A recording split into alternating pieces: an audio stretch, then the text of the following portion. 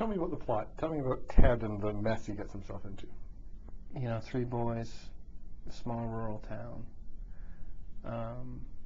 find themselves with a firearm, you know, at 22, and there's an accident that takes place.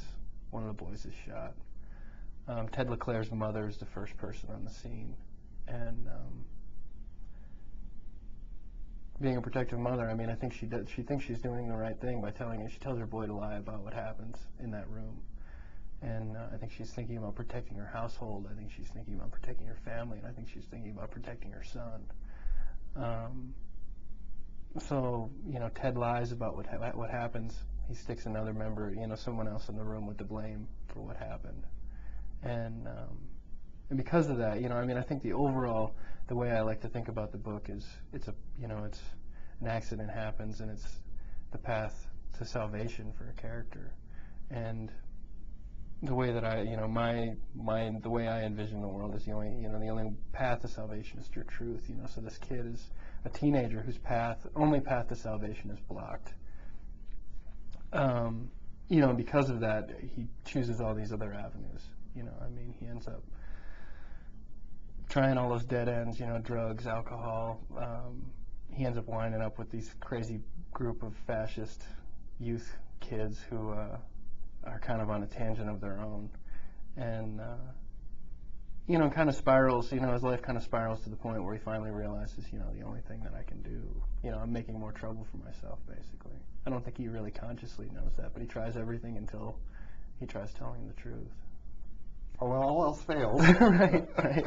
I mean, it is kind of one of the last straws that he tries, but the group of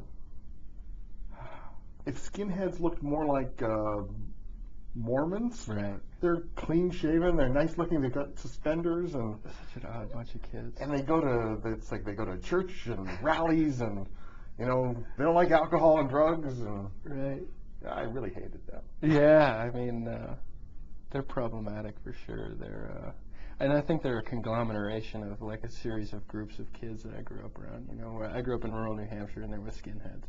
You know, and when I went away to college in Syracuse, New York, Syracuse, New York was kind of a hotbed for the straight edge movement, and there were all these groups of straight edge kids going around, and they were violent, and they were, but they didn't do drugs and they didn't drink, you know, which is completely insane. I mean, it was such an odd movement for me to be on kind of the fringes of and see.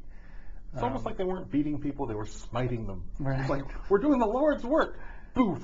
Right. Yeah, we steal, but that's, I mean, these guys can rationalize pretty much anything. Right, which is kind of, I think, one of my favorite parts of them. I mean, I think, you know, I love how they kind of take a certain political agenda and completely bastardize it to their own ends, you know, and how they can just warp anything for their own, you know, interests. You know, I think it's, that part of them is really telling to me. I mean, and really truthful to me. I think that's something that we see there, or at least I see a lot of in groups all over the place. You know, we can take a constitution, we can take a Bible, we can take a whatever, and just kind of make it suit our needs at the moment.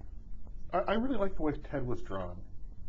I think being a teenager is pretty miserable. I mean, don't you think? I mean, I don't remember it being worst like years of my life, and fearful. Yeah. The terror of being I mean, you were always faced with it was just horrible. Yeah, I mean, I wouldn't go back to it for money. No. And it was like physically abusive and psychologically abusive. It was terrible, and I was so ill-equipped to deal with any of it. Right. You know, and that's the thing is, I think trying to show a character that's ill-equipped, you know, in a situation that he's at a loss for how to deal with it, and a character who maybe doesn't have the best guidance. The book's all about doing right. Or doing right and being honest, and hardly anyone is. In the book? Or in the world? Yeah, I was going to say the book, and then I went, who am I kidding? It's the world. And it's so strange. The truth is something that's so often, like in a situation like Ted's, where there's been a transgression, there's been something that's gone wrong. The truth seems to be exactly what everyone shies away from, you know.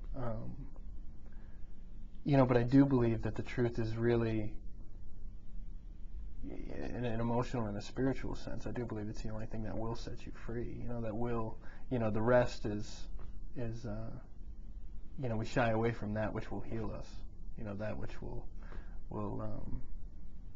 save us, which is it's so counterintuitive, I mean, I think a lot of times, especially in the book, the kid thinks as soon as he tells the truth, that's when hell's going to break loose. But it's actually as soon as he tells the truth, that's when it's going to start to get better. So it's like that counterintuitive relation to the truth that I really tried to work with.